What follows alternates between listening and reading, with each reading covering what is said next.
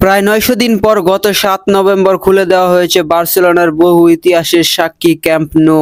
এরপর সবার অজান্তেই সেখানে ঢুঁ মেরে আসেন ক্লাবটির ইতিহাসের রেকর্ড সর্বোচ্চ গোলদাতা ও আর্জেন্টাইন মহাতারকা লিওনেল মেসি। স্প্যানিশ চ্যাম্পিয়নদের জার্সিতে ২১ বছরের বর্ণাঢ্য অধ্যায় তার। অথচ সেই ক্লাব থেকে মেসি মর্যাদাপূর্ণ বিদায়টাও পেলেন না। সেই আক্ষেপ কিছুটা হলেও মেটানোর লক্ষ্যে বড় উদ্যোগ নিচ্ছে বার্সা। নিজেদের ইতিহাসে অন্যতম এই কিংবদন্তিকে যথাযথ সম্মান দেখাতে না পারার অনুতাপে ভুগতে দেখা গেছে বার্সেলোনার সভাপতি হুয়ান লাপোর্তাকে। এবার তিনি জানালেন নতুন উদ্যোগের কথা। বার্সার গড় ক্যাম্প নূর সামনে বসবে মেসির ভাস্কর্য। যদিও এমন সম্ভাবনা ২০২১ সালের প্রথমবার তৈরি হয়েছিল।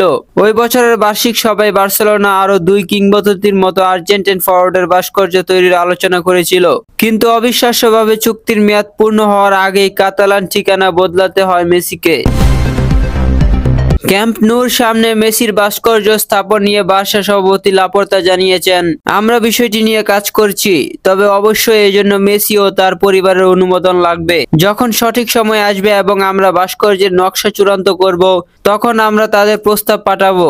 বার্সা ভক্ত হিসেবে নতুন স্টেডিয়ামের সামনে লিওনেল মেসিকে সম্মান জানিয়ে ভাস্কর্য দেখতে নিশ্চয়ই পছন্দ করব, যেখানে বার্সার সব কিংবদন্তির অবস্থান। ক্যাম্প নূর সামনে বর্তমানে বার্সার সাবেক দুই কিংবদন্তি ক্রুইফ ও কুবালার ভাস্কর্য আছে। তাদের পাশেই বসতে পারে মেসির প্রতিমূর্তি। বার্সেলোনার মূল দলে ২০০৪ সালে অভিষেক হয়েছিল আর্জেন্টাইন এই খুদে জাদুকরের।